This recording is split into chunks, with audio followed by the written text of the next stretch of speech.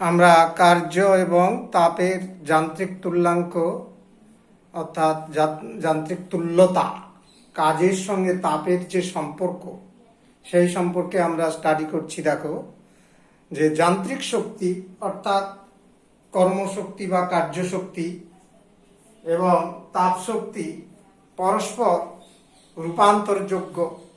এই বিষয়টি খুবই আলোচ্য বিষয়, যে কার্য শক্তি বা যান্ত্রিক শক্তিকে কাজে রূপান্তর করা যায়, আবার কার্য শক্তিকেও তাপে রূপান্তরিত করা যায়, তেমনি তাপ শক্তিকেও যান্ত্রিক শক্তিতে রূপান্তরিত করা যেতে পারে। তো এই ধরনের আমরা বাস্তব অনেকগুলো উদাহরণ দেখতে পাবো।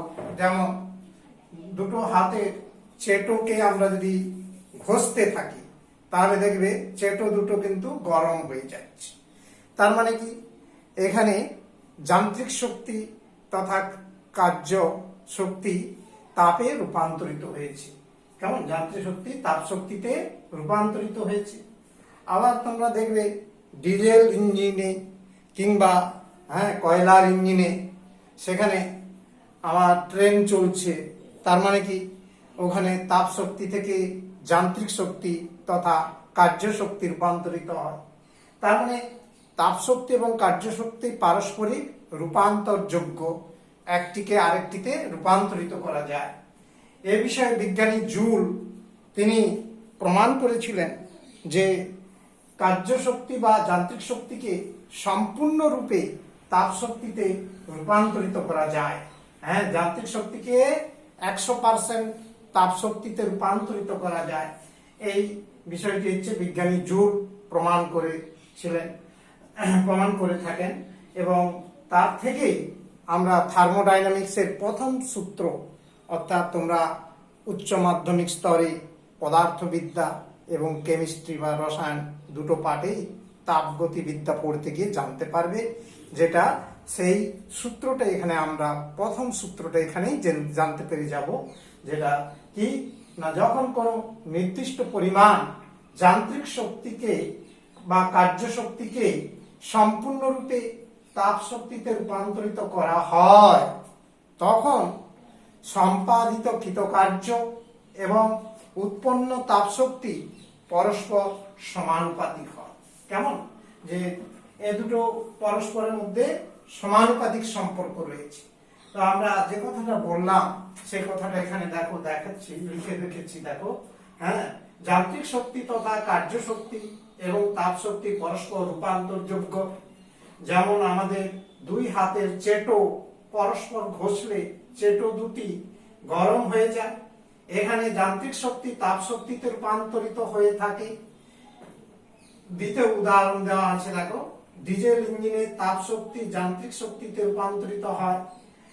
বিজ্ঞানী জুল প্রমাণ করেন যান্ত্রিক শক্তিকে সম্পূর্ণভাবে তাপ শক্তিতে পরিণত করা যায়। তাপ গতিবিদ্যার প্রথম সূত্র, that is first law of thermodynamics বা জুলের সূত্র বলা হয়। যখন কোনো নির্দিষ্ট পরিমাণ যান্ত্রিক কার্যকে সম্পূর্ণরূপে তাপে রূপান্তর করা হয়, তখন সম্পাদিত কার্য মানে যান্ত্রিক কার্য যেটা এবং উৎপন্ন তাপ পরস্পরের সমানুপাতিক হয়। অর্থাৎ W ভ্যারাইজেস H, W হচ্ছে কৃতকার্য, H হচ্ছে উৎপন্ন তাপ, এটা হচ্ছে সমানুপাতিক। এই সমানুপাতিক চিহ্ন রয়েছে। কেমন? ভেদের অঙ্ক করতে গিয়ে তোমরা জানতে পারবে। তো এখানে আমি গাণিতিক ইনফরমেশনটাও করছি। দেখো, ধরিলাম W পরিমাণ কৃতকার্যকে কৃতকার্য সম্পাদন করা হলো, তাতে ক্যাপিটাল H পরিমাণ তাপ উৎপন্ন হলো। কেমন? এবং সম্পূর্ণরূপে তাপ শক্তি রূপান্তরিত হয়েছে। এখানে তাহলে W ভ্যারাইজেস H, এখানে ওই কথাটাই লিখেছি, আরেকবার দেখে দিচ্ছি। দেখো, ধরিলাম W পরিমাণ যান্ত্রিক কার্যকে সম্পূর্ণরূপে H পরিমাণ তাপে রূপান্তরিত করা হলো, তবে জুলের সূত্রানুসারে W সমানুপাতিক H বা সমানুপাতিক ধ্রুবক আসবে, একটা ভেদ ধ্রুবক যাকে বলা হয়। যে দিয়েছি, এখানে যে প্রকাশ করা হয়, সাধারণত কে দিয়ে আমরা লিখি অনেক সময়, কিন্তু এই ক্ষেত্রে জে অর্থাৎ W equal to J H. এই জে হচ্ছে ভেদ ধ্রুবক, একে সমানুপাতিক ধ্রুবক বলা হয়। আর এই জে ধ্রুবককে তাপের যান্ত্রিক তুল্যাঙ্ক বা হচ্ছে আমরা জুল তুল্যাঙ্ক বলে থাকি। কেমন? তাহলে জে ক্যাপিটাল জে কে যান্ত্রিক তুল্যাঙ্ক বা জুল তুল্যাঙ্ক বলা হয়। এবার দেখো এর ডেফিনেশন বা সংজ্ঞা আমরা কিভাবে আনতে পারি। দেখো জের সংজ্ঞা অর্থাৎ জুল তুল্যাঙ্কের ডেফিনেশন কিভাবে আসে দেখো না, আমরা জুলের সূত্র থেকে কি জানি না, যেহেতু আমরা জানি W is equal to JH। এবার W এর পরিচয়, J এর পরিচয়, H এর পরিচয় গুলো অবশ্যই তোমরা এখনই দেখলে ওটা লিখে নিবে। W সমান কার্য, J সমান জুল তুল্যাঙ্ক, H সমান উচ্চ উৎপন্ন তাপ। এগুলো আমি আর লিখলাম না, টার্মগুলো জানা আছে। যদি H is equal to 1 হয় অর্থাৎ একক তাপমাত্রা যদি তৈরি হয়, তবে এখানে H এর মান 1 বসিয়ে দাও, তাহলে W is equal to J অর্থাৎ J এর মানটা কি W। Wটা কি না কৃতকার্য। তার মানে এখান থেকে আমরা ডেফিনেশনটা কিভাবে বলতে পারছি দেখো, একক পরিমাণ তাপ উৎপন্ন করতে যে পরিমাণ যান্ত্রিক কার্য করা হয় তাকেই বলা হয় জুল তুল্যাঙ্ক বা যান্ত্রিক তুল্যাঙ্ক বলা হয়। তাহলে এখান থেকে ডেফিনেশন আমরা কাজে লিখতে পারি যে যে পরিমাণ যান্ত্রিক কার্য, কাজেই যে পরিমাণ ডব্লিউটাকে বলছি যে পরিমাণ যান্ত্রিক কার্য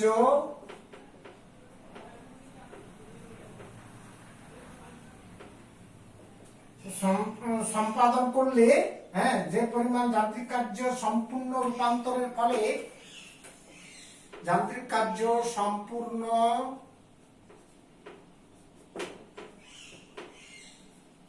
রূপান্তরের ফলে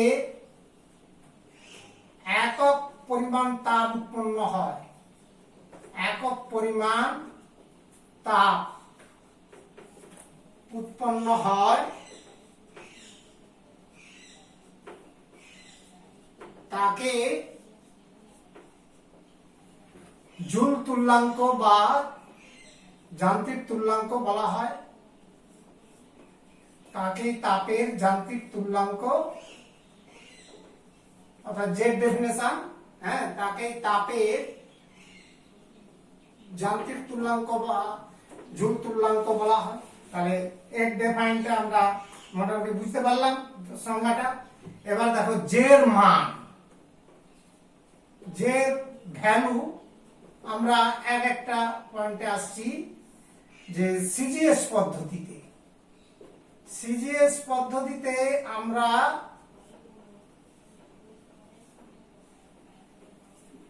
ডব্লিউ কার্যকে কই এককে প্রকাশ করা হয় না আর্গ এককে, আর এইচটাকে আমরা জানি ক্যালোরি এককে। তাহলে সিজিএস পদ্ধতিতে এইচ কে ক্যালোরি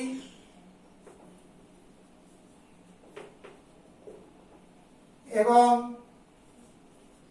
ডব্লিউ কে অর্থাৎ কার্যকে হচ্ছে আর্গ এককে প্রকাশ করা হয়। কেমন? তাহলে এই হিসাবে প্রকাশ করা হলে আমরা তাহলে জের মান কত হবে না, জের মান হবে 4.2 × 10⁷ আর্গ পার ক্যালোরি, আর প্রতি ক্যালোরি। জের মানটা এটা মনে রাখতে হবে, হ্যাঁ, আর পার ক্যালোরি। তাহলে এটি হচ্ছে জের মান সিজিএস পদ্ধতিতে এই ব্যাপারটা আসছে। এটাকে আবার একটু কনভার্ট করে নিতে পারি। দেখো 4.2 × 10⁷ কে আমরা 10⁷ আর কে কি বলি 1 জুল, তার মানে এত joule per calorie. 4.2 joule per calorie. তাহলে জে এর মান আমরা সিজিএস পদ্ধতিতে জানলাম। এবার এসআই পদ্ধতিতে জে এর মান কত হতে পারে দেখো না। এসআই পদ্ধতিতে ডব্লিউ মানে কার্যকে জুল এককে আমরা প্রকাশ করে থাকি, অলরেডি আমাদের জানা। এবং এইচ মানে তাপ, এইচ কে জুল এককে অলরেডি জেনেছি প্রকাশ করা হয়।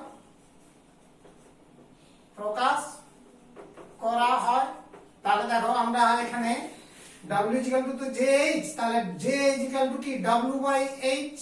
তাহলে দেখো জুল বাই জুল, একক দুটো কেটে গেল, তার মানে কি এক্ষেত্রে একক নেই। তার মানে এসআই পদ্ধতিতে আমার J হচ্ছে একক বিহীন রাশি। সুতরাং এসআই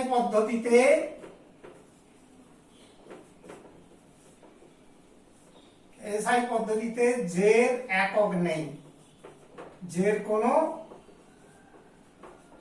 একক নেই। এবার ডব্লিউ আর এইচ এর মান তো সমান হয়, তাহলে এবং জের মান কত হবে, তাহলে জে সমান 1। হ্যাঁ, এবং এখানে জের মান হচ্ছে 1 হবে। তার মানে আমরা অলরেডি এই কথাটা মাথায় রাখতে হবে যে জের মান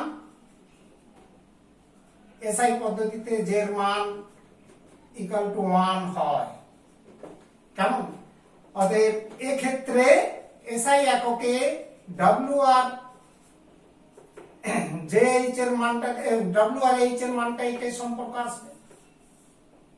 ডব্লিউ আর এইচ এর মধ্যে মিউচুয়াল সম্পর্ক আসবে। কিন্তু সিরিজ পদ্ধতিতে মাথায় রাখতে হবে ডব্লিউ ইকুয়াল টু কিন্তু জেএইচ, কারণ সেখানে জে এর মান অলরেডি তোমরা দেখলে, এটাই হচ্ছে জে এর মান আসবে। তাহলে এই হলো আমার তাপ এবং যাকে বলা হচ্ছে কার্যের মধ্যে একটা তুল্যতা বা মানে তাদের মধ্যে তুলনামূলক আলোচনার বিষয়টা আসলাম। তাহলে দেখো আমরা এই পার্টে অঙ্ক কিছু করতেছি। দেখো এরপরে দেখো গাণিতিক সমস্যা আমরা কয়েকটা নিউমেরিক্যাল প্রবলেম করাচ্ছি। প্রথম প্রবলেমটা যেটা রয়েছে লক্ষ্য করো যে 10 গ্রাম ভরে কোনো বস্তুর তাপমাত্রা 25 ডিগ্রি সেন্টিগ্রেড থেকে 35 ডিগ্রি সেন্টিগ্রেড বৃদ্ধি করতে 12 ক্যালোরি তাপের প্রয়োজন হয়। বস্তুটির উপাদানের আপেক্ষিক তাপ নির্ণয় করো। তাও পারা উচিত, খুবই সহজ, সিম্পল অঙ্ক রয়েছে, শুধু ফর্মুলাটা বসাবে, তার থেকে মানটা বের করে দেবে। তাহলে এখানে ফার্স্ট অঙ্কটা আমি করাচ্ছি। দেখো নাম্বার 1 এর ম্যাথ প্রবলেমটা না। এইচ ইকুয়াল টু আমরা কি জানি, mst, যেখানে h সমান, এখানে h সমান হচ্ছে তাপ, অর্থাৎ এখানে হচ্ছে প্রয়োজনীয় তাপ,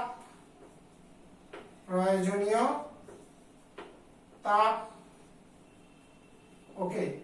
আর m ইকুয়াল টু ভর, বস্তুর ভর, আর হচ্ছে s ইকুয়াল টু উপাদানের আপেক্ষিক তাপ, দ্যাট ইজ আপেক্ষিক তাপ, আর t ইকুয়াল টু উষ্ণতার পরিবর্তন। কেমন? এখানে t মানে উষ্ণতার ডিফারেন্স, অর্থাৎ তাপমাত্রার ব্যবধান তথা উষ্ণতার পার্থক্য, এই হচ্ছে বিষয়।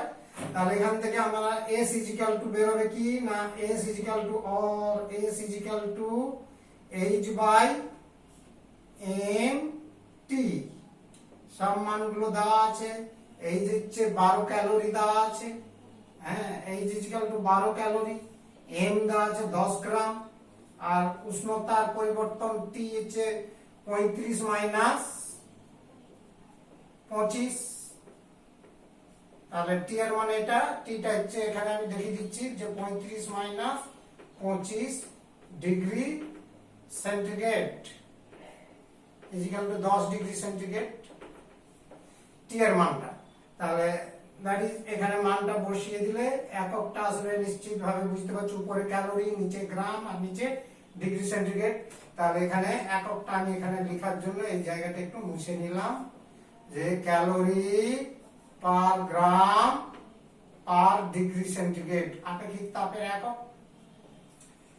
সমান এটাকে ক্যালকুলেশন করলে 10 10 100 100 দিয়ে ভাগ করলে হচ্ছে হচ্ছে 0.12, অর্থাৎ আপেক্ষিক তাপের মান is equal to 0.12 calorie per gram per degree centigrade. তাহলে ফার্স্ট অঙ্কটার মান আমরা যেটা ক্যালকুলেশন সেটা হয়ে গেল, খুবই সহজ অঙ্ক। অলরেডি আমরা বলেও ছিলাম যে এটা খুবই ইজি অঙ্ক টাইপের, সব অঙ্কগুলোই সহজ আছে এই চ্যাপ্টারে। পরের পর দেখো নেক্সট 2 নাম্বার যে প্রবলেমটা দেওয়া আছে এটাও খুবই সহজ আছে, পারা উচিত। নাম্বার 2 পড়তে দেখো যে 100 গ্রাম জলের 20 ডিগ্রি সেন্টিগ্রেড থেকে উষ্ণতা থেকে 100 গ্রাম জলের 20 ডিগ্রি সেন্টিগ্রেড উষ্ণতা থেকে প্রমাণ চাপে স্ফুটনাঙ্কে পৌঁছাতে কত তাপের প্রয়োজন হবে। নাম্বার 2 নম্বর অঙ্কে তাহলে আমরা জানি H is equal to mst। তাহলে এখানে লক্ষ্য করো H is equal to হচ্ছে H is equal to এখানে হচ্ছে প্রয়োজনীয় তাপ, অর্থাৎ কত তাপের প্রয়োজন হবে, দ্যাট ইজ ওটাই তো বের করতে হবে, প্রয়োজনীয় তাপ। H এর পর m is equal to ভর, তা জলের ভরটা কত রয়েছে 100 গ্রাম, 100 গ্রাম। S হচ্ছে আপেক্ষিক তাপ, that is equal to 1। আচ্ছা, যে তারপরে দেখো T হচ্ছে উষ্ণতার পরিবর্তন, উষ্ণতার পরিবর্তন বা পার্থক্য, দ্যাট ইজ উষ্ণতার পরিবর্তন কত আছে 20 ডিগ্রি সেন্টিগ্রেড উষ্ণতা থেকে প্রমাণ চাপে স্ফুটনাঙ্ক 100 ডিগ্রি সেন্টিগ্রেড। তাহলে 100 ডিগ্রি মাইনাস হচ্ছে 20 ডিগ্রি, এত degree centigrade, that is equal to 80 degree centigrade. তাহলে এটা হচ্ছে 80 ডিগ্রি সেন্টিগ্রেড হলো উষ্ণতার পরিবর্তন। কেমন, সব মানগুলো বসিয়ে দিলে তাহলে H is equal to m হচ্ছে 100 into s হচ্ছে 1, আপেক্ষিক তাপ হচ্ছে এটা অলরেডি তোমাদের এটা মনে আছে, এককটাও নিশ্চিতভাবে মনে আছে, calorie per gram per degree centigrade, calorie per gram per degree centigrade. T হচ্ছে 80 ডিগ্রি সেন্টিগ্রেড, তাহলে এটা বসালেও এককটা আসবে, ক্যালোরি এককে মানটা আসবে। কেমন, তাহলে ক্যালকুলেশন করলে কত 8000 ক্যালোরি। তাহলে এখানে প্রয়োজনীয় তাপ কত হচ্ছে না 8000 ক্যালোরি তাপের প্রয়োজন হচ্ছে। তাহলে এই অঙ্কটাও করতে পারি। তাহলে দ্বিতীয় অঙ্কের পর তৃতীয় অঙ্কটার দিকে তাকাবে। তাহলে দ্বিতীয় অঙ্কটা মুছে দিলাম, 3 নম্বর ম্যাথমেটিক্যাল প্রবলেমটার দিকে দেখো, সবই সহজ আছে, পারবে। এখানে কি রয়েছে না এক খণ্ড তামার ভর 3 কিলোগ্রাম 3 কেজি, তামার আপেক্ষিক তাপ 0.09 calorie per gram per degree centigrade হলে খণ্ডটির তাপমাত্রা 10 ডিগ্রি সেন্টিগ্রেড বৃদ্ধি করতে কত তাপ লাগবে। কেমন, ঠিক আছে। তাহলে আমরা একই উপায়ে অঙ্কটা করতে পারি, H is equal to mst। কেমন, তাহলে এখানে H হচ্ছে আমরা এখানে 3 নম্বর problem, H is equal to mst, H তো প্রয়োজনীয় তাপ। কেমন, এখানে অলরেডি আমাদের এটা বের করতে হবে তাপের মানটা। তাহলে m is equal to ভরটা কত রয়েছে 3 কিলোগ্রাম 3 কেজি, সিজিএস এককে আনলে 3000 কিলোগ্রাম গ্রাম 3000 গ্রাম। আর আপেক্ষিক তাপ অলরেডি দেওয়া আছে 0.09 calorie per gram per degree centigrade, অর্থাৎ S is equal to 0.09 calorie per gram per degree centigrade. সহজ আছে, সবাই পারবে। আর উষ্ণতার পরিবর্তনটা কি রয়েছে দেখো, খণ্ডটির তাপমাত্রা 10 ডিগ্রি বৃদ্ধি, তার মানে পরিবর্তনটাই রয়েছে 10 ডিগ্রি সেন্টিগ্রেড। এখানে পরিবর্তন বলতে বৃদ্ধি, হ্যাঁ পরিবর্তন মানে বৃদ্ধি হ্রাস দুটোই হয়, আর প্রশ্নে যেহেতু বৃদ্ধি আছে সেই জন্য উষ্ণতার বৃদ্ধি টি ইজিক্যাল টু উষ্ণতার বৃদ্ধি, উষ্ণতা বৃদ্ধি কত না উষ্ণতার বৃদ্ধি 10 ডিগ্রি সেন্টিগ্রেড। তাহলে সব মানগুলো জানা আছে, অতএব এইচ ইজিক্যাল টু এম হচ্ছে 3000 ইনটু আপেক্ষিক তাপ, আচ্ছা একটু নিচে করে লিখছি জায়গাটা লাগবে, এইচ ইজিক্যাল টু 3000 ইনটু আপেক্ষিক তাপ 0.09 আর টি হচ্ছে 10 এত ক্যালোরি। তাহলে এই ক্যালকুলেশনটা করতে হবে। ক্যালকুলেশনটা করলে দেখো অলরেডি দশমিক দুটো সংখ্যা ছিল 100 দিয়ে বাদ দিয়ে দিলাম, তাহলে একটা দুটো 1 2 9 3 27 মানে 2700 2700 ক্যালোরি তাপ প্রয়োজন। তাহলে এইচ এর মান হলো কত, অতএব হচ্ছে প্রয়োজনীয় তাপ সমান, উত্তরগুলো আগেরগুলো লিখিনি, তোমরা লিখে নিতে পারবে এইরকমই যে অতএব প্রয়োজনীয় তাপ সমান 2700 ক্যালোরি তাপ। তাহলে 3 অঙ্কটা আমরা করতে পারলাম। এরপর দেখো 4 অঙ্কটা আমরা করব।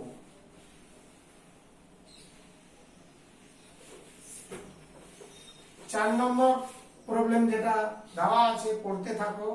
আমরা কি বলেছি লক্ষ্য করো। 4 অঙ্কটা রয়েছে 150 গ্রাম ভরে কোন বস্তুর উষ্ণতা 33 ডিগ্রি ফারেনহাইট থেকে 132 ডিগ্রি ফারেনহাইট করা হলো।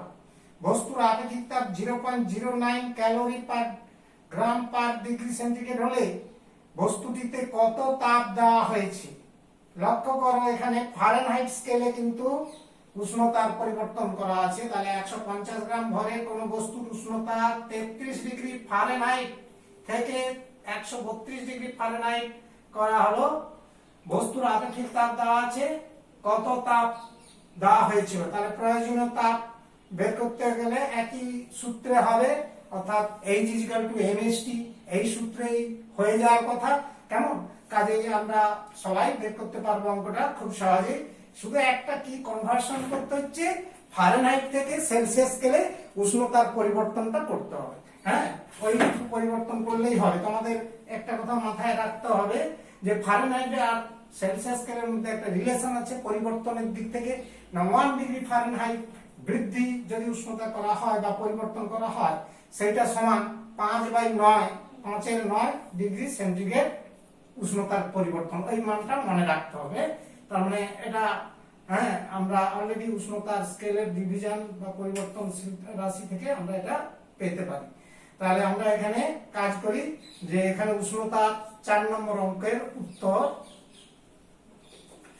যে উষ্ণতা কতটা বৃদ্ধি হয়েছে। উষ্ণতা বৃদ্ধি সমান 132 ডিগ্রি ফারেনহাইট আর 33 ছিল, তার মানে 132 মাইনাস 33 ডিগ্রি ফারেনহাইট সমান বিয়োগ করলে 99 ডিগ্রি ফারেনহাইট উষ্ণতার পরিবর্তন হচ্ছে 99 ডিগ্রি ফারেনহাইট। এবার আমাদের একটা কথা বলেছিলাম, যেহেতু এই রিলেশনটা তোমাদের মনে রাখতে হবে, 1 ডিগ্রি ফারেনহাইট উষ্ণতা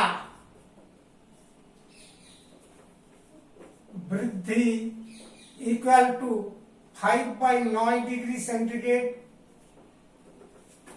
উষ্ণতা বৃদ্ধি। তার মানে সেলসিয়াসের সঙ্গে সম্পর্ক যে উষ্ণতার পরিবর্তনের রিলেশনটা 1 ডিগ্রি ফারেনহাইট সমান 5/9 ডিগ্রি সেন্টিগ্রেড। তার মানে এখানে উষ্ণতার বৃদ্ধি কত আছে, 99 ডিগ্রি ফারেনহাইট। তাহলে অতএব এটা যেহেতু ছিল, এবার অতএব 9 ডিগ্রি ফারেনহাইট 99 ডিগ্রি ফারেনহাইট উষ্ণতা বৃদ্ধি ইকুয়াল টু কত আসবে, 5/9 ইনটু 99 ডিগ্রি ফারেনহাইট উষ্ণতা বৃদ্ধি 11/9 that is 55 degree Fahrenheit. Fahrenheit বলছি, সরি, এটা সেলসিয়াস বা সেন্টিগ্রেড কারণ ফারেনহাইট থেকে সেন্টিগ্রেডে প্রকাশ করলাম, এত 55 ডিগ্রি সেন্টিগ্রেড উষ্ণতা বৃদ্ধি। তাহলে আমরা উষ্ণতা বৃদ্ধি তো পেয়ে গেলাম, তার মানে বাদ বাকি কাজ তো আমাদের জানা আছে যে H is equal to mst that is m এর মান 150 গ্রাম, s আপেক্ষিক তাপ দেওয়া আছে, সিজিএস এককে 0.09 ইনটু টি হচ্ছে 55, এত ক্যালোরি। কেমন? এখানে এই রাশিগুলোর পরিচয় আগের মতো লিখে দেবে কিন্তু, যেখানে H is equal to প্রয়োজনীয় তাপ, m is equal to ভর, কত ভর, বস্তুটা ভর রয়েছে 150 গ্রাম। আচ্ছা, s হচ্ছে আপেক্ষিক তাপ, that is 0.09 calorie per gram per degree centigrade. আচ্ছা, st হচ্ছে উষ্ণতা বৃদ্ধি সমান 55 ডিগ্রি সেন্টিগ্রেড। অলরেডি বের করে রেখেছো, তাহলে এটা একটু ক্যালকুলেশন করছি আমি, গুণ ভাগ করছি, দেখো কত হচ্ছে দেখি। হচ্ছে 150 ইন্টু 0.09 ইন্টু 5 মানে 55, 742.5, 742.5 ক্যালোরি। কেমন? তাহলে এই 4 দাগের অঙ্কটা হয়ে গেল। কেমন? ঠিক আছে, যে 750.5 ক্যালোরি তাপ দেওয়া হয়েছিল, কাজেই 742.5 ক্যালোরি তাপ বস্তুটিতে দেওয়া হয়েছিল।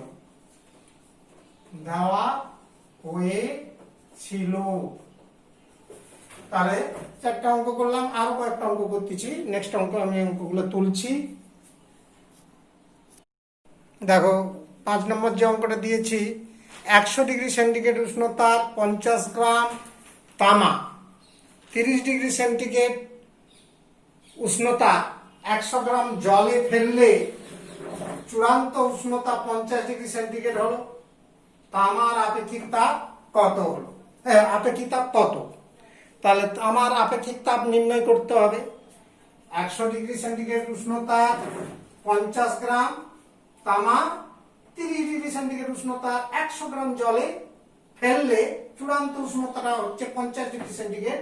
তাহলে আমার তামার আপেক্ষিক তাপ কত হবে?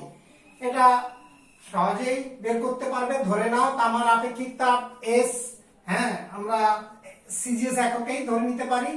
তাহলে ধরিলাম তামার উপাদানের আপেক্ষিক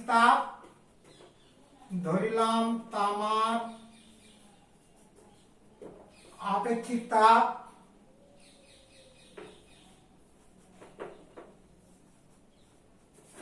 সমান S calorie per gram per degree centigrade.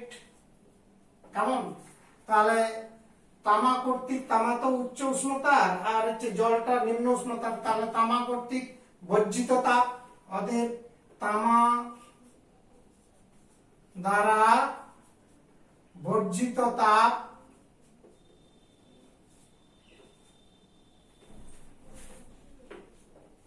কত হবে না, H is equal to mst এই সূত্রে, দ্যাট ইজ m এর মান কত আছে 50, আমি mst টা লিখলাম না, একবারে সোজাসুজি বসিয়ে দিচ্ছি। 50 ইনটু s, আর উষ্ণতা কত রয়েছে না 100 থেকে চূড়ান্ত উষ্ণতা 50, তার মানে 100 মাইনাস 50 এত ক্যালোরি। এটা ক্যালকুলেশন করলে কত আসবে? 50 আর 50 2500 ইনটু s, এত ক্যালোরি। তাহলে এটা গেল।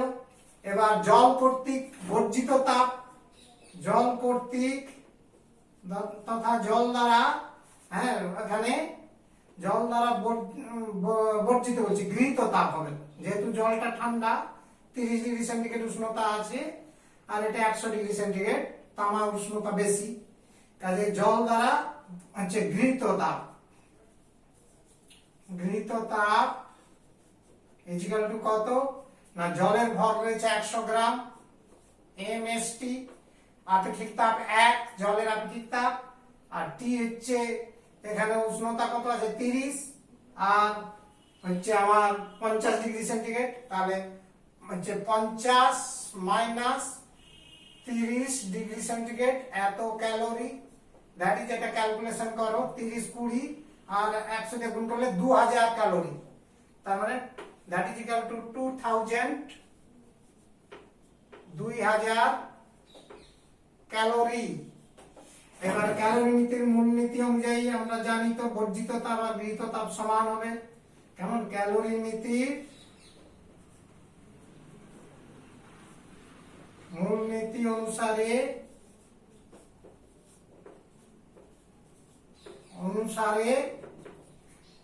ना 2500 इंटू एस इजिकल टू 2000 और एस इजिकल टू এখান থেকে ক্যালকুলেশন করে বের করে নিতে পারি 2000 বাই 2500 দ্যাট ইজিক্যাল টু এটা দুটো শূন্য কেটে গেল আর যে 25 অর্থাৎ 0.8 calorie per gram per degree centigrade. তাহলে তামার আপেক্ষিক তাপ এখান থেকে আমরা যেটা বের করলাম সেই মানটা বেরোলো কত 0.8, হ্যাঁ আমরা দুটো শূন্য কেটে গেল 25 আর 20, ওকে ঠিকই আছে, আচ্ছা 0.8 calorie per gram per degree centigrade, এখানে যেমনটি বেরিয়েছে তেমনি আসবে, কেমন ঠিক আছে ওকে।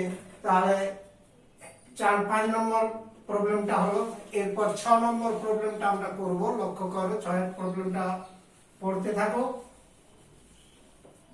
6 নম্বর প্রবলেমটা দেওয়া আছে যে 10 ডিগ্রি সেন্টিগ্রেড উষ্ণতা 10 গ্রাম জলের সঙ্গে 0 ডিগ্রি সেন্টিগ্রেড উষ্ণতা 10 গ্রাম বরফ যোগ করলে মিশ্রণের উষ্ণতা কত হবে। তাহলে আমরা 10 ডিগ্রি সেন্টিগ্রেড উষ্ণতা 10 গ্রাম জল 0 ডিগ্রি সেন্টিগ্রেড উষ্ণতা 10 গ্রাম জলে পরিণত হতে গেলে, হ্যাঁ মানে পরিণত হতে গেলে বর্জিত তাপ কত হবে, কথাটা মাথায় রাখার চেষ্টা করো। আমরা এখানে 10 ডিগ্রি সেন্টিগ্রেড উষ্ণতার 10 গ্রাম জলের সঙ্গে 0 ডিগ্রি সেন্টিগ্রেড উষ্ণতার 10 গ্রাম বরফ আমরা হচ্ছে যোগ করেছি। তাহলে এখানে আগে মাথায় রাখতে হবে যে এই 10 ডিগ্রি সেন্টিগ্রেড উষ্ণতার 10 গ্রাম জলকে যদি 0 ডিগ্রি সেন্টিগ্রেড উষ্ণতায় পরিবর্তিত করি, যদি চূড়ান্ত উষ্ণতা 0 ডিগ্রি হয়, তাহলে সেখানে আমরা কতটা তাপ বর্জন করবে এই গরম জল। তাহলে আমরা দেখো অঙ্কটা আমি লিখে লিখে করছি, বোঝার চেষ্টা করো যে 10 ডিগ্রি সেন্টিগ্রেড উষ্ণতার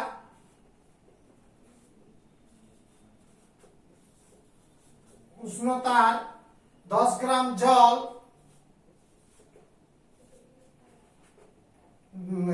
10 গ্রাম জল 0 ডিগ্রি সেন্টিগ্রেড উষ্ণতার 10 গ্রাম জলে পরিণত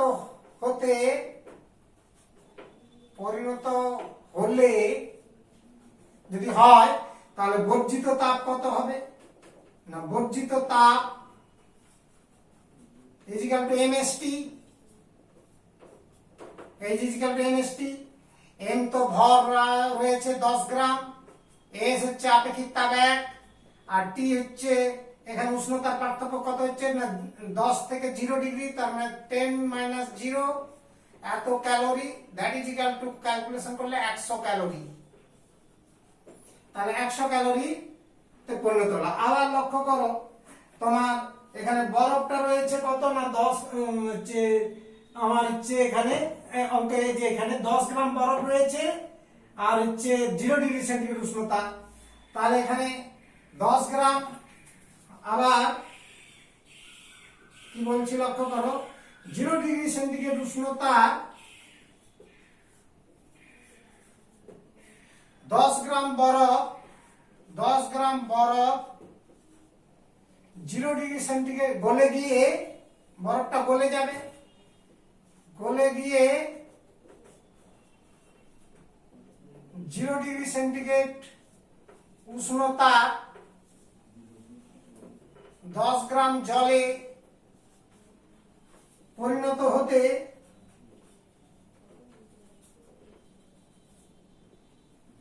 হলে আমার হচ্ছে গৃহীত তাপ কত হবে? গৃহীত তাপ একটা লক্ষ্য করবে, এখানে কিন্তু পদার্থের অবস্থার পরিবর্তন হচ্ছে, অর্থাৎ বরফ কঠিন আর জল তরল, কাজে অবস্থার পরিবর্তন হলে উষ্ণতার পরিবর্তন হবে না। হ্যাঁ, কিন্তু এখানে মানে কিটা প্রয়োজন না, গলনের লিনতাপ প্রয়োজন। আর বরফের গলনের লিনতাপ তোমরা জানো 80 ক্যালোরি পার গ্রাম, কেমন? তাহলে সিজিএস এককে, তাহলে এখানে গৃহীত তাপ হচ্ছে is equal two M into L. এলটা হচ্ছে লিনতাপ, গলনের লিনতাপ। বরফ গলনের লিনতাপ, এটা মনে রাখবে। দ্যাট ইজ এম হচ্ছে ভরটা হচ্ছে কত রয়েছে 10 গ্রাম, আর বরফ গলনের লিনতাপ 80 ক্যালোরি পার গ্রাম, কেমন? প্রতি গ্রাম বরফের জন্য। তাহলে এখানে আমরা দেখতে পেলাম এককটা আসবে ক্যালোরি একক, দ্যাট ইজ 800 ক্যালোরি। তাহলে 800 ক্যালোরি তাপের প্রয়োজন এই বরফটা গলাতে গেলে, অর্থাৎ 10 গ্রাম বরফ যোগ করলেও 800 ক্যালোরি তাপ প্রয়োজন। কিন্তু যে উষ্ণ জলটা রয়েছে সেই জলটা যদি 0 ডিগ্রি সেন্টিগ্রেড উষ্ণতায় আসে, তাহলে সেটা হ্যাঁ কতটা তাপ ছাড়বে না, বর্জিত তাপ হয়েছে কিন্তু 100 ক্যালোরি, আর প্রয়োজনীয় তাপ কত 800 ক্যালোরি। তাহলে গৃহীত তাপ বর্জিত তাপের সমান না হলে কি হবে? এখানে সম্পূর্ণ বরফ গলবে না, তার মানে কিছুটা বরফ থেকে যাবে। হ্যাঁ, তাহলে এখানে এই কথাটা বুঝতে পারলে, যেহেতু এই যে এখানে 800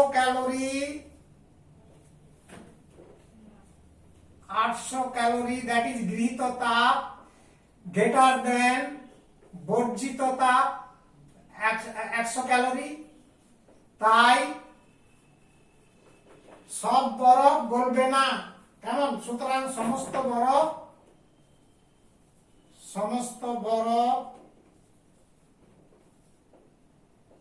গলবে না, তাহলে বরফের উষ্ণতাই থেকে যাবে। তাহলে চূড়ান্ত উষ্ণতা কত হবে না 0 ডিগ্রি সেন্টিগ্রেড, অর্থাৎ মিশ্রণের চূড়ান্ত উষ্ণতা, আমরা এখানে চেয়েছিলাম মিশ্রণের উষ্ণতা কত হবে না, মিশ্রণের চূড়ান্ত উষ্ণতা 0 ডিগ্রি সেন্টিগ্রেড হবে, বরফের উষ্ণতায় থেকে যাবে। তাহলে 6 দাগের অঙ্কটা বুঝতে পারলে যে 10 ডিগ্রি সেন্টিগ্রেড উষ্ণতা আর 10 গ্রাম জলের সঙ্গে 0 ডিগ্রি সেন্টিগ্রেড উষ্ণতা আর 10 গ্রাম বরফ যোগ করলে মিশ্রণের উষ্ণতা কত হবে। এটি ব্রিলিয়ান্ট টাইপের অঙ্ক, মানে একটু বুদ্ধি খাটাতে হবে নিজেদের, সহজে বুঝতে পারছো যে আগে হ্যাঁ 10 ডিগ্রি সেন্টিগ্রেড উষ্ণতা 10 গ্রাম জল, যদি ওই জলটা 0 ডিগ্রি সেন্টিগ্রেড উষ্ণতার জলে পরিণত হয়, তাহলে কতটা তাপ বর্জিত হতে পারে না 100 ক্যালোরি বের করলাম। এবার বরফটা গলে গিয়ে 0 ডিগ্রি সেন্টিগ্রেড উষ্ণতার ওই 10 গ্রাম বরফে জলে পরিণত হতে গেলে কতটা গৃহীত তাপ, মানে অর্থাৎ প্রয়োজনীয় তাপ কতটা না, এখানে যেহেতু অবস্থার পরিবর্তন, কাজে ভরকে কি দিয়ে গুণ করতে হবে, লিন তাপ, গলনের লিন তাপ, দ্যাট ইজ 800 ক্যালোরি। এবার প্রয়োজনীয় তাপটা অনেক বেশি আর বর্জিত তাপ কম, তাহলে সব তাপ যেহেতু পাচ্ছে না, কাজেই সমস্ত বরফ গলবে না। হ্যাঁ, অর্থাৎ সমস্ত বরফ গলবে না, তার মানে চূড়ান্ত উষ্ণতা হয়ে যাবে 0 ডিগ্রি সেন্টিগ্রেড উষ্ণতা। এটাই হচ্ছে 6 নম্বর প্রবলেমটা আমরা করলাম। তাহলে নাম্বার 6 প্রবলেমের পর 7 নম্বর অঙ্কটার দিকে তাকাও, লক্ষ্য করো। 0 ডিগ্রি সেন্টিগ্রেড উষ্ণতা আমার হচ্ছে রয়েছে কি না, 0 ডিগ্রি সেন্টিগ্রেড উষ্ণতার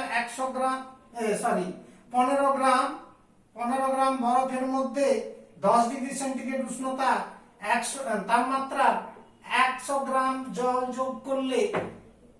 যোগ করলে কি ঘটবে, একই টাইপের প্রশ্ন। অর্থাৎ 6 অঙ্কটার পুরো একই লেভেলের অঙ্ক, যেখানে কি ঘটবে না তোমার লক্ষ্য করো।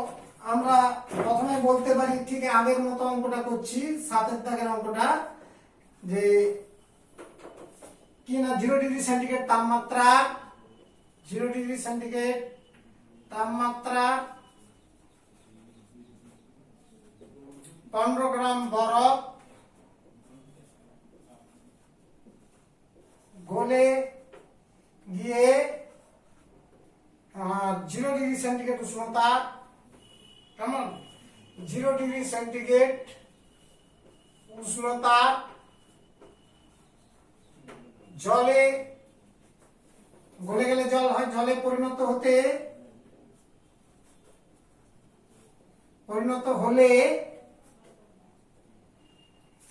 হলে গৃহীত তাপ কতটা তাপ গ্রহণ করবে না, গৃহীত তাপ তথা শোষিত তাপ ইজিক্যাল টু, এখানেও অবস্থার পরিবর্তন মানে ভর ইন্টু লিন তাপ ml, দ্যাট ইজ m হচ্ছে এখানে কত রয়েছে 15 গ্রাম, আর বরফ গলনের লিন তাপ এখনই শুনলে 80 ক্যালোরি পার গ্রাম, তার মানে 80, এত কি হচ্ছে না হচ্ছে আমার ক্যালোরি একক।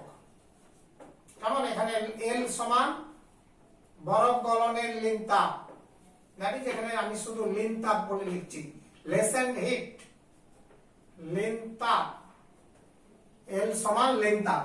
তাহলে দেখো এখানে 15 গুণ করো, 15 120, অর্থাৎ 1200 ক্যালোরি তাপের প্রয়োজন। আবার লক্ষ্য করো 10°C তাপমাত্রার 100 গ্রাম জল যদি শীতল হয়ে 0°C উষ্ণতার জলে পরিণত হয় তাহলে কতটা তাপ বর্জিত হতে পারে। এবার লক্ষ্য করো আবার 10°C উষ্ণ তাপমাত্রা, 10°C তাপমাত্রা 100 গ্রাম জল 0°C তাপমাত্রা জলে পরিণত হলে বর্জিত তাপ, ওই জল দ্বারা বর্জিত তাপ কত হবে না mst। কেমন এখানে তো অবস্থা পরিবর্তন হচ্ছে না, জলে শুধু উষ্ণতার পরিবর্তন হচ্ছে, তাহলে mst, দ্যাট ইজ m হচ্ছে 100 ইনটু s আপেক্ষিক তাপ 1, t হচ্ছে 10 থেকে 0 মানে 10 মাইনাস 0, দ্যাট ইজ mst, এত ক্যালোরি, দ্যাট ইজ গুণ করলে কত আসছে 1000 ক্যালোরি, 1000 ক্যালোরি তাপ বর্জিত হয়েছে, কিন্তু বরফটা জলে পরিণত হতে কত তাপ লাগছে 1200 ক্যালোরি, তার মানে সমস্ত বরফ জলে পরিণত হবে না। কেমন এখানেও একই রকম টাইপের বলতে পারি আমরা, যেহেতু হ্যাঁ এখানে গৃহীত তাপ গ্রেটার দেন, গৃহীত তাপ কত আছে 1200 ক্যালোরি গ্রেটার দেন বর্জিত তাপ, অর্থাৎ প্রয়োজনীয় তাপটা কম 1000 ক্যালোরি, তাই সমস্ত বরফ গলবে না, সমস্ত বরফ, সব বরফ গলবে না। তাহলে কতটা বরফ থেকে যাবে বেরিয়ে আসবে, লক্ষ্য করো 1 গ্রাম বরফ গলাতে কত তাপ লাগে 80 ক্যালোরি, যেহেতু হ্যাঁ আমরা দেখো 80 ক্যালোরি তাপ তাপে 1 গ্রাম বরফ গলে, বরফ গলে যায়, হ্যাঁ বরফ গলে জলে পরিণত হয়, উষ্ণতা স্থির থাকে অবশ্যই, স্থির উষ্ণতা মানে 0°C উষ্ণতায়। আচ্ছা এখানে আরেকটু লিখে দিচ্ছি না হয়, যে স্থির উষ্ণতায়, স্থির উষ্ণতায়,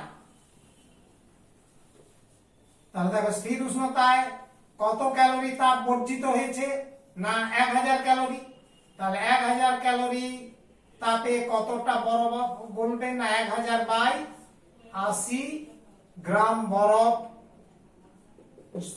জলে পরিণত হবে।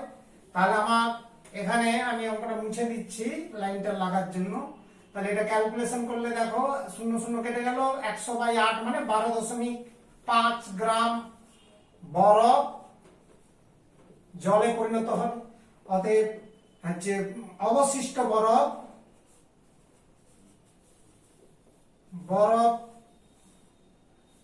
সমান 15 - 12.5 গ্রাম। তাহলে এখানে কি ঘটবে, মানে এত গ্রাম বরফ থেকে যাবে।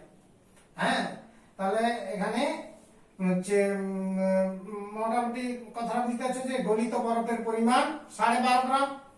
হ্যাঁ, আমরা এটা একটু পরিষ্কার করে লিখে দিই। কাজেই এখানে গলিত বরফের পরিমাণ সমান 12.5 গ্রাম এবং অবশিষ্ট বা বাকি বরফ সমান এবং মিশ্রণে 15 - 12.5 গ্রাম দ্যাট ইজ ইকুয়াল টু 2.5 গ্রাম বরফ থেকে যাবে। এত গ্রাম বরফ থেকে যাবে, এতটা বরফ থেকে যাবে মিশ্রণে। আর মিশ্রণের চূড়ান্ত উষ্ণতা বরফেরই উষ্ণতা থাকবে। আবার মিশ্রণের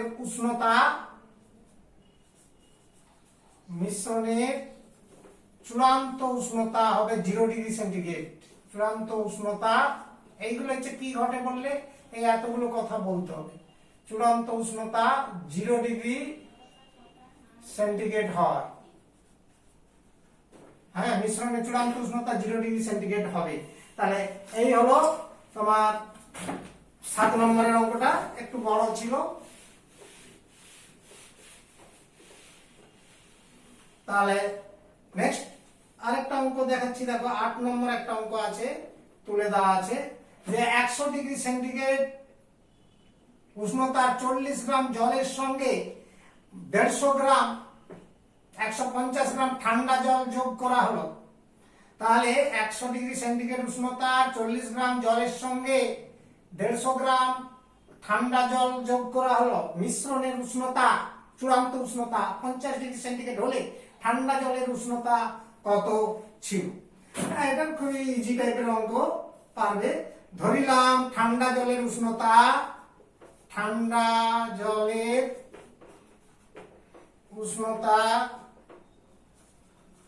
সমান স্মল টি ডিগ্রি সেন্টিগ্রেড ধরে নিয়েছি। অতএব ঠান্ডা জল দ্বারা গৃহীত তাপ, মূলনীতি অনুযায়ী করে নিতে পারবে। MST H is equal to MST. ঠান্ডা জলের ওজন কত রয়েছে 150